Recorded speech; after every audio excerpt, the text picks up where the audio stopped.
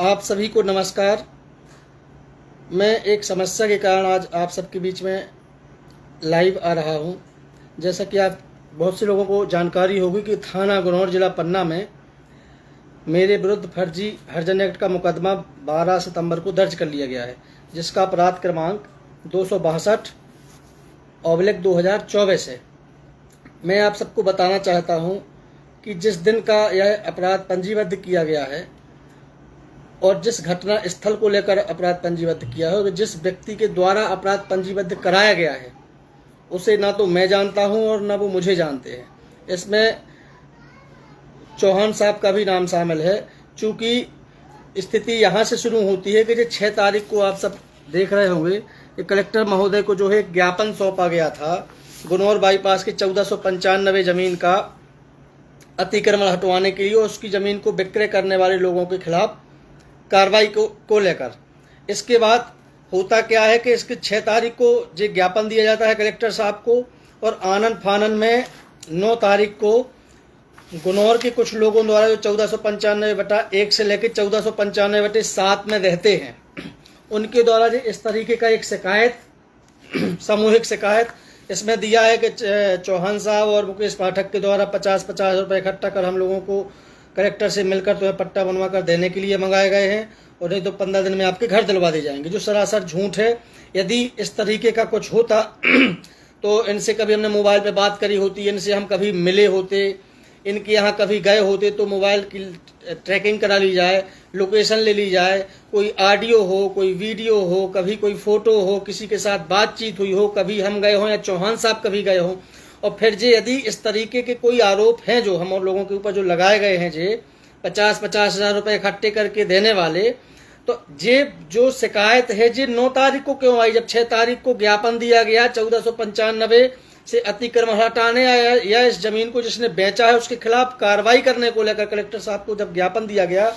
ये तमाम अखबारों में आप देख सकते हैं, जो खबर भी छपी, PHN में आया और भी अनेक चैनलों में जो न्यूज आई।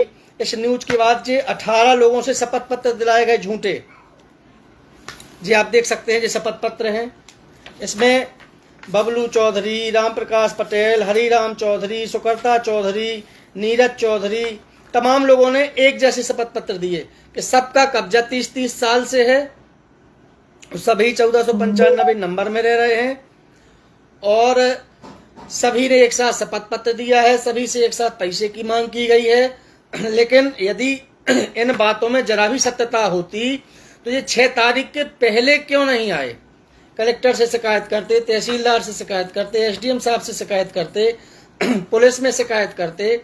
जब 6 तारीख को मांग उठती है इस 1495 नंबर जो गुनौर बाईपास रोड के किनारे स्थित है, तब इसमें जिन व्यक्तियों ने जमीन बेची है या जो इन लोगों से ताल्लुक रखते हैं, उनको गाड़ियों में भर के पन्ना लाया जाता है, उनके माध्यम से जो एक जैसे शपथ पत्र दिलाए जाते हैं। इन शपथ पत्रों में मजे की बात तो यह है कि इसमें लिखा है सभी के शपथ पत्र में, चाहे वो 50 साल का व्यक्ति हो, चाहे 55 साल का व्यक्ति हो, चाहे 30 साल का व्यक्ति हो, चाहे 21 साल का हो, 22 का हो, 24 का हो, सब ने एक जैसी रामायण लिखी है या एक जैसी बात लिखी है कि मैं 30 साल से मकान बना के वहां रह रहा हूं। तो भैया जब आप 30 साल के हो नहीं, आपकी उम्र 30 साल नहीं हुई है, आपका जन्म 30 साल नहीं हुआ है अभी हुए, तो आप 30 साल से मकान बना के कैसे रह रहे होंगे? 21 साल का व्यक्ति भी लिख रहा है कि हम 30 साल से रह रहे हैं, 24 साल का व्यक्ति लिख रहा है कि हम 30 साल से रहे। तो इन सब के बाद जब हम लोगों को ये जानकारी लगी, जो नीरज चौधरी 27 साल के हैं, जो लिख रहे हैं कि हम 30 साल से रह रहे हैं, जबकि 30 साल पहले के यदि खसरा निकाले जाएं या जो पटवारी का जो भी रिकॉर्ड होता हो उसमें देखा जाए तो 30 साल पहले तो वहां ना बाईपास रोड थी, ना वहां कुछ था, एक भी शायद मकान मुझे नहीं लगता कि वहां रहा होगा। तो ये सरासर झूठे शपथ पत्र दिए गए हैं।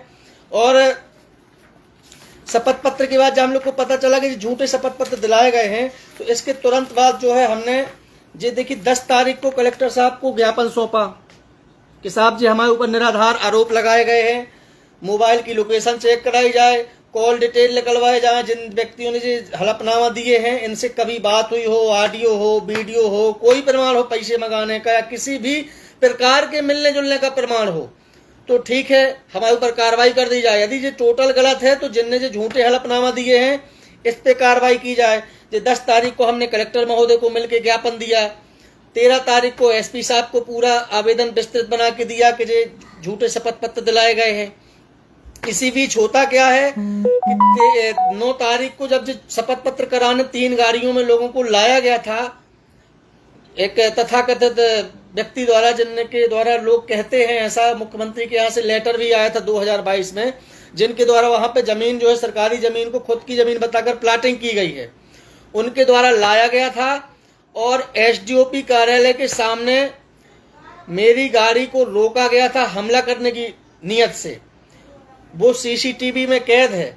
आप इंडियन बैंक या बिलोहा जी के मकान का निकलवाएंगे तो उसमें निकल के आ जाएगा। लेकिन हुआ क्या कि हम वहां से किसी प्रकार बच के निकले। हम विवाद नहीं चाहते थे, हम मुद्दे में जांच चाहते थे। हम निकल के सीधे पन्ना आ जाते हैं। 5:24 बजे हमारी गाड़ी शाम को 5:24 पे 9 तारीख को अमजिरिया के टोल प्लाजा पे हमारी गाड़ी आती है। उसकी सीसीटीवी फुटेज है जो पुलिस वहां से निकलवा के देख सकती है। सत्यम पैलेस के बाद जो सीसीटीवी कैमरे लगे हैं उसमें भी हम 5:30 बजे देखे जा सकते हैं कैमरों में। 4 बज के शाम 9 तारीख की ही बात कर रहा हूं, शाम को 4:30 बजे से 5 बजे तक में जो बिलोहा जी के मकान में जियो पॉइंट है उसमें जो सीसीटीवी कैमरे लगे हैं, मैं श्रवण तिवारी जी के साथ जो निवासी हैं गुनौर के, उनके साथ में कंटिन्यू वहां पे बैठा रहा। जो किसी व्यक्ति के द्वारा झूठी शिकायत कराई गई है, 9 तारीख का घटनाक्रम बताया गया है, घटना स्थल बालाजी मोड़ बताया गया है, वहां मैं गया ही नहीं हूं। यदि मैं 4:30 बजे से 5 बजे तक जियो पॉइंट में हूं, उसके बाद 5:24 पर अमजिरिया टोल प्लाजा में हूं, तो फिर 5 बजे में बालाजी मोड़ पे जाके कैसे घटना कर सकता हूं जब मैं सीसीटीवी कैमरे की निगरानी में हूं। और मैं तो ये भी मांग करता हूं कि पुलिस को श्री बबलू चौधरी जी को बुलाना चाहिए, उनसे शिनाख्त करानी चाहिए। क्या वो चौहान साहब को जानते हैं, मुकेश पाठक को जानते हैं? उसमें लिखा है हमने जाति सूचक शब्द कहे हैं, तो क्या हम जब बबलू चौधरी को पहले से जानते हैं, हम जानेंगे जबकि जे पटेल हैं, जे राजपूत हैं, जे ठाकुर हैं, जे पंडित हैं, जे गुप्ता हैं, जे जैन हैं, तब तो हम उन्हें जाति सूचक शब्दों से बोलेंगे। जब हम बबलू चौधरी को आज तक नहीं पहचानते हैं तो हम उन्हें जाति सूचक शब्दों से कैसे संबोधित कर सकते हैं? ईमानदारी से पूछा जाए तो न बबलू चौधरी हमें जानते हैं, न चौहान साहब को जानते हैं और न हम लोग उनको जानते हैं। चौहान साहब तो पिछले कई महीनों से जो है तो गुनौर नहीं गए हैं। लेकिन मुझे समझ में ये नहीं आता कि पुलिस ने आनन फानन में जे 12 तारीख को एफआईआर कैसे कर ली। क्या किसी व्यक्ति के दबाव में की गई है जे एफआईआर, या किसी व्यक्ति के प्रभाव में की गई है जे एफआईआर? हमसे बुला के क्यों नहीं पूछा गया? जैसे आपके पास 9 तारीख का आवेदन आया, श्री बबलू चौधरी जी ने आवेदन दिया, हमारे खिलाफ चौहान साहब के खिलाफ रिपोर्ट दी, तो हम अमेरिका में तो रहते नहीं हैं। पुलिस हमसे बुला के पूछ सकती थी कि जी घटना है, इसमें क्या कहना है आपका, हम अपना पक्ष रखते हैं, हमें पक्ष रखने का मौका मिलना चाहिए था। यदि इतना संवेदनशील मामला था कि आनन फानन में एफआईआर करनी पड़ गई, तो फिर यदि इतना गंभीर मामला था फिर तो 9 तारीख को ही एफआईआर क्यों नहीं करी गई जब आवेदन दिया गया है? 12 तारीख को रात को 11 बजे एफआईआर की गई है। यदि थाना परिसर के सीसीटीवी कैमरे भी, हमने उसकी भी आईटीआई पुलिस अधीक्षक महोदय के यहाँ लगाई है, सीसीटीवी कैमरे निकलवाए जाएं, उसकी रिकॉर्डिंग निकलवाई जाए 9 तारीख से 12 तारीख के बीच, तो स्थिति स्पष्ट हो जाएगी कि किसके इशारे पर, किसके दबाव के कारण जे एफआईआर की गई है। मैं पुलिस के थाना प्रभारी गुनौर श्री सुशील अहिरवार जी को इस विषय में जरा भी दोष नहीं दे रहा हूं, क्योंकि उनका काम है, उनके पास शिकायत आई, कोई फरियाद लेके आया, वो एफआईआर करेंगे। लेकिन त्रुटि बस इतनी है कि यदि आप हमसे भी पूछ लेते, हमारा नंबर आपके पास था, पहले से मैं आपसे परिचित था, कई दफा मोबाइल पे बात हो चुकी है, हमारे कहने पे आपने कई बार छोटे छोटे काम भी किए हैं, तो ऐसी क्या मजबूरी साहब आ गई आपकी कि आपको आनन फानन में फर्जी एफआईआर करनी पड़ी? मैं डंके की चोट पे कह रहा हूं कि जो फर्जी एफआईआर है, यदि इसमें 0.01 भी सत्यता हो पूरे प्रकरण को लेकर, तो इसमें जो सेक्शन में जो धाराएं हैं उससे कहीं ज्यादा, 10 गुना ज्यादा हमें सजा मिलनी चाहिए और चौहान साहब को सजा मिलनी चाहिए। इस विषय को लेके हम 19 तारीख को, बीते 19 सितंबर 2024 को पुलिस अधीक्षक महोदय के यहाँ गए थे। उनको हमने शिकायती पत्र दिया, पूरी वास्तु स्थिति से अवगत कराया कि साहब हम लोगों के द्वारा जिस सरकारी जमीन जो गुनौर की उसको विक्रय करने का मुद्दा उठाया गया। इसके बाद 9 तारीख को फर्जी शपथ पत्र दिलाए गए लोगों के द्वारा और 9 तारीख को ही जो पूरा कूटरचित तरीके से घटनाक्रम रच के फर्जी FIR कराएगी ताकि हमारी आवाज दबाई जा सके, जो मुद्दे को दबाया जा सके। नहीं तो जिन लोगों ने शपथ पत्र दिया है, 17-18 लोगों ने शपथ पत्र दिए हैं, उसमें श्री बबलू चौधरी का भी नाम है। पहले उनसे फर्जी शपथ पत्र दिलाया गया, फिर उनको शायद प्रशासनिक अधिकारियों ने बताया कि इसमें हम कोई कायम ही नहीं कर सकते हैं, इसमें कोई अपराध नहीं बनता है। तो इसके बाद उन्होंने फर्जी तरीके से बालाजी मोड़ का घटनाक्रम दिखा के और फर्जी FIR कराई। इसमें पुलिस को तत्काल जांच करनी चाहिए थी, इसके बाद प्रकरण पंजीबद्ध किया जाना चाहिए था, क्योंकि PHN में, सारे न्यूज चैनल में, राज एक्सप्रेस, स्टार समाचार, बड़े बड़े सभी अखबारों में न्यूज आई थी, सभी के प्रशासन के संज्ञान में था ये विषय। इसके बाद भी इस तरीके से फर्जी FIR करके यदि कोई सरकारी या किसी चीज को संरक्षित करने के आशय से कोई मुद्दा उठाता है, उसकी आवाज को दबाना मैं नहीं समझता हूं कि ये प्रशासन की कोई अच्छी कार्रवाई है। पुलिस अधीक्षक महोदय पे हमें पूरा भरोसा है। उन्होंने हमें उस दिन आश्वस्त भी किया था कि हम टेक्निकल रूप से इसकी जांच कराएंगे, CCTV कैमरे खंगाले जाएंगे, मोबाइल की लोकेशन ली जाएगी। यदि कैमरों में पाया जाता है कि आप वहां पे नहीं थे तो इसमें जो है इसको प्रकरण को खत्म करने की कार्रवाई की जाएगी। मेरा थाना प्रभारी गुनौर श्री सुशील अहिरवार जी से भी विनम्र निवेदन है कि आपने FIR कर दी, हमें कोई बुराई नहीं है। आपके पास शिकायत आएगी, आपको FIR करनी पड़ेगी, आपने वही किया भी जो आपको करना चाहिए। लेकिन अब मेरा आपसे विनम्र निवेदन यही है कि आप इस प्रकरण की निष्पक्षता के साथ जांच कर दीजिए। यदि हम कैमरे में हैं, अब आज का जमाना जे लगभग और शायद का नहीं रह गया है, पूरा टेक्निकल जमाना है। हर चीज मोबाइल ट्रैकिंग से पकड़ी जाती है, मोबाइल में सिम नहीं होती है तब भी साइबर सेल के माध्यम से अपराधी को पकड़ा जाता है। मैं पत्रकारिता के क्षेत्र में कई सालों से, 10 सालों से हूं, पुलिस से हमारे बहुत अच्छे रिश्ते हैं, सारी चीजें हैं। यदि पुलिस ही इस तरीके की कार्रवाई करके हम लोगों को दबाएगी तो फिर हम लोग किससे न्याय की उम्मीद करेंगे? हम लोगों को कौन संरक्षण देगा? फिर तो जिनने जमीनें बेची, 1-2 लाख खर्च किए, फर्जी लोगों को बना लिया, रिपोर्ट करवा दी, तो फिर कोई आवाज उठाने लायक रहेगा नहीं। वैसे भी गुनौर में जिन लोगों ने, हम सुनते हैं, ऐसा मैं व्यक्तिगत रूप से नहीं कह रहा हूं, मुझे ऐसा सुनने में आया है कि जिनके द्वारा जो गुनौर में जमीन बेची गई है वो इतने दबंग हैं कि उनके खिलाफ कोई बोलना तो क्या, अकेले में भी लोग चर्चा करना पसंद नहीं करते हैं, कहीं उन्हें पता ना चल जाए। क्योंकि इन सब चीजों से भी जो मैसेज जाता है कि पन्ना के 2 लोगों ने आवाज उठाई थी सरकारी जमीन बेचने के मामले की, उन पे FIR करा दी गई थी। तो गुनौर के लोगों में भी, आम जनमानस में भी इस FIR से दहशत का माहौल बनेगा और इन लोगों के काले कारनामों पर कभी भी पर्दा डाला जाएगा, कोई आवाज उठाने का दुस्साहस नहीं कर पाएगा।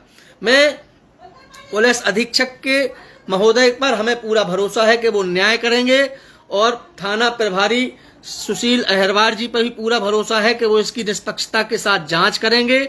FIR लास्ट परिणाम नहीं होता है, उसके आगे भी विवेचना होती है। शायद किंतु परंतु कि मैं गुनौर में था, चौहान साहब गुनौर में नहीं थे, लेकिन मैं गुनौर में था, इससे ये सिद्ध नहीं होता है कि मैंने घटना की है। जो व्यक्ति गुनौर का रहने वाला है तो वो गुनौर छोड़ के नहीं चला जाएगा यदि कोई उसकी फर्जी रिपोर्ट करा रहा है तो। मैं बालाजी मोड़ गया हूं या नहीं गया हूं, ये जांच का विषय है। मैं 100% कह सकता हूं कि बालाजी मोड़ में नहीं गया हूं। मैं 5 बजे तक CCTV कैमरे की निगरानी में था। SDOP कार्यालय के सामने हमारी गाड़ी को रोका गया हमले करने की नियत से। उसके बाद हम सीधे पन्ना भागे। इसके बाद पूरी CCTV फुटेज है।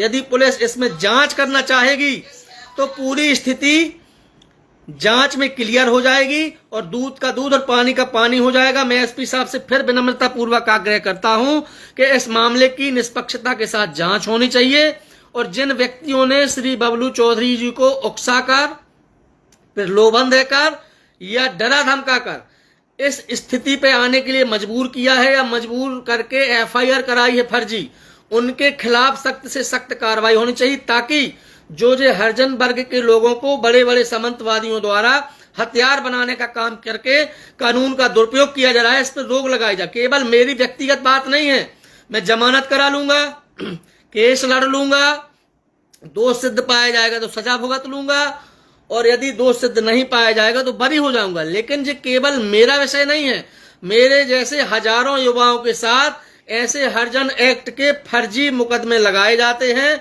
और वो कोर्ट के फ्री में चक्कर लगाते हैं।